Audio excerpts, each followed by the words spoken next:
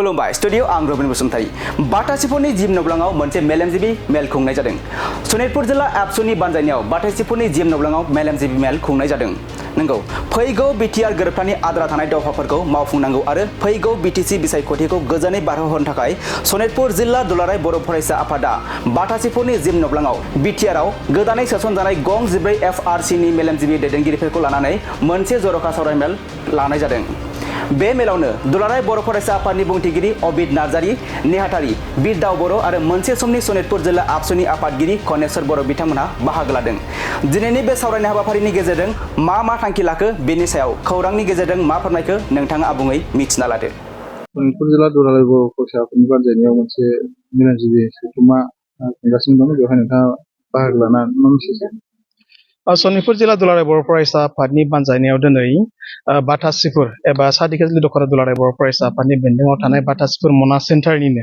जे जिमनि नब्लाङाव मोनसे मेलेमजिबि सावरायमेल खुंनाय जादों आरो बेखौ गाहायै सनितपुर डिस्ट्रिक्ट दुलाराय बर' फरायसा आफादनि दैदेननायावनो बानजायनाय जादों। दा बेयाव गोबां मेलेमजिबि बिथांमोना बाहागो लाफैदों आरो बेयाव दिनै बिटिआर ओनसोलाव गोदानै सोसनजानाय गं 14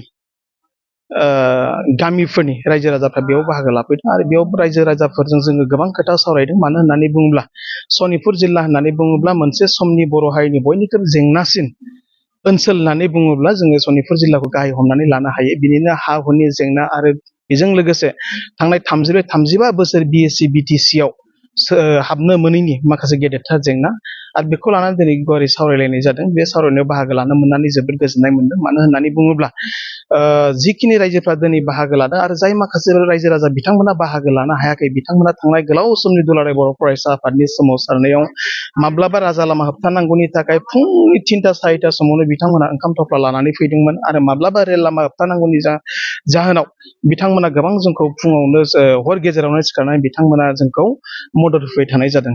दा बेजों लोगोसे बिटिआर गोरोबथानि 5.3 नि गेजेरजों सनितपुर जिल्लायाव दिनै 2500निबो बांसिन फेमिलिफ्रा दिनै हाबनो मोननो हानाय जादों आरो बे जोंनि थाखाय बिराद मोनसे गेदेरथार रंजाथावना बाथ्रा। मानो होननानै बुङोब्ला थांनाय गोलाव सम फरेस्ट डिलार एक्ट 2006 आयेना UPA 2 आव पास जानायनि उनावबो बेखौ आसामाव बेबायदि खामानि मावनाय जायाखैमोन आरो बेखायनो दुलाराय बर' फरायसा आफादा बिटिआर गोरोबथानि 5.3 नि गेजेरजों बे दफाफोरखौ लाबोनानै दिनै जाफुंसार जानो हादों आरो बिनिफ्राय बयनिख्रुइ बांसिन सनितपुर जिल्ला हिसाबै गोजोनथावना बाथ्राया जाहैबाय थांनाय बिएससि गोरोबथायाव सनितपुर जिल्लानिफ्राय बोखावजायै सनितपुर जिल्लानिफ्राय 539 जन 534 सुबुंफ्रा मुंख्लं जालांदोंमोन। नाथाय बै समाव बेबायदि गोबांथार रायजो राजाफ्रा मुंख्लं जानायनि उनावबो नाथाय बिएससि गोरोबथानि गेजेरजों सनितपुरनि बर'फोरखौ न'खरसेबो सोसननाय जायाखैमोन आरो बेजों लोगोसे 2003 मायथाइनि 10 फेब्रुवारिनि सिगां 1996 मायथाइयाव जेब्ला बिएलटिआ नैथि खेबनि थाखाय आलादा रायजो बड'लेण्डनि थाखाय सोमावसारबावनाय जायो आरो बै समाव गोबां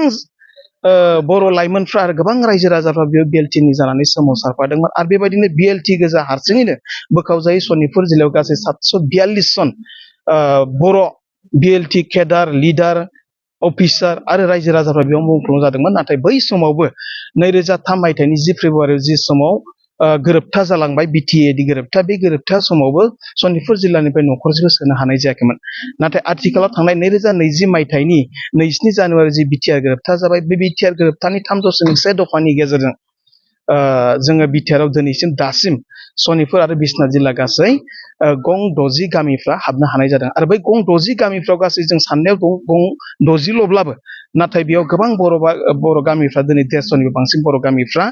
दिनै बे मोननै जिल्लायाव हाबनो हाबाय आरो बिनिनो भटारा गासै 50,000नि खाथियाव दिनै फैबाय थानाय बिटिआरनि बाथि बिसायख'थियाव जोङो भटारफ्रा होनो थांगासिनो दङ। दा बेखौ लानानै दिनै सनितपुर जिल्ला दुलाराय बर' फरायसा आफादनि बानजायनायाव जि मेलेमजिबि सावरायमेल खुंदों बेयाव बेखायनो रायजो राजाफ्रा फैबाय थानाय समाव सोरनो भटखौ होनांगौ बेबायदि खोथाखौ लानानै जोंनाव कुइसन फैदोंमोन। नाथाय जों बुंबाय थादों जे जाय हान्जाया बिटिआर गोरोबथानि दफाफोरखौ आबुङै मावफुंनायाव इन्टारेस्टेड,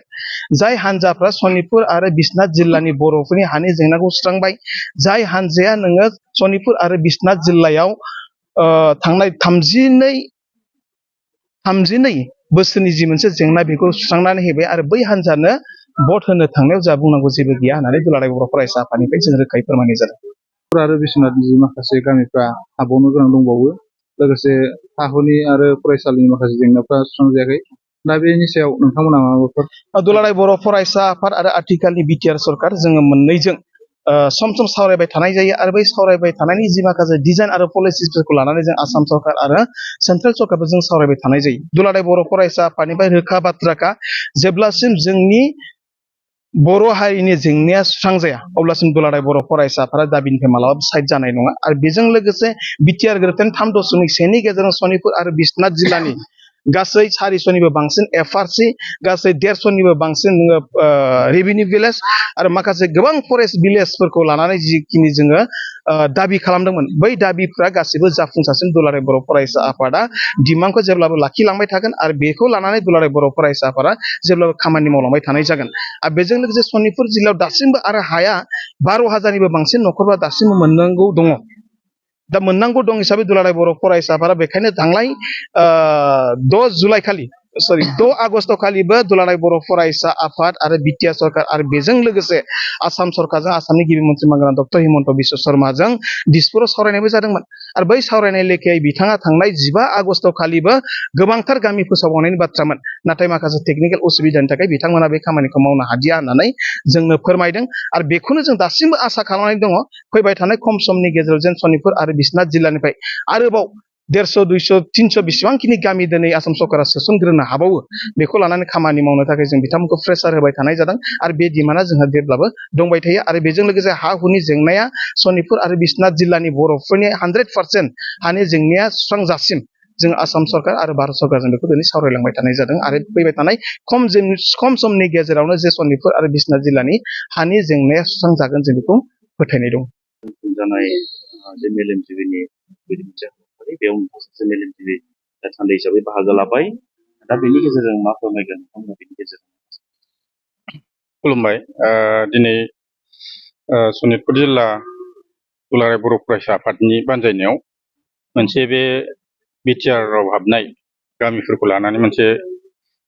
मेलेमजिबि मेल खुंनाय जादों आरो बे मेलेमजिबि मेलाव जेसेबांनाखि बिटिआर ओनसोलाव गामिफोरा सोसनजाबाय बिनि साफ्रोमबो मेलेमजिबि बिथांमोना बेयाव फैनानै बाहागो लाफैदों आरो बे हाबाफारिया मोजाङै मोजां जाफुंनायखौ जोङो नुनो मोनदों। दिनैनि जि सावरायमेल बे सावरायमेलनि गेजेरजों नोंथांमोना मा बे सावरायमेलनि गेजेरजों गुबैयै जोङो बे गोदानै सोसनजानाय बिटिआरआव सोसनजानाय गामिनि रायजो राजा बिथांमोनहा जोंनि ओनसोलाव गोबां माने जेंना जेंसि दंबावो दासिमबो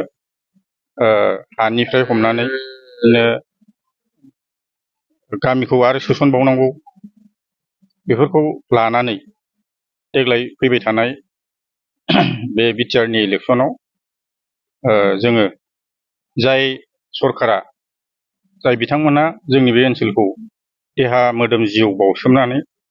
गामिफोरखौ सोसननायाव हाबा मावदों आरो इयुनाव मावबावनांगौ बेखौ नोजोर बोनानै इउपिपिएल दोलोखौनो बांसिन भट होनानै देरहासार होनानै इयुनाव जोंनि हाबाफारिखौ बा मावनो गोनां खामानि थाबावनायखौ मावफुंनो थाखाय थांखि लादों मेलेमजिबि बिथांमोनहा।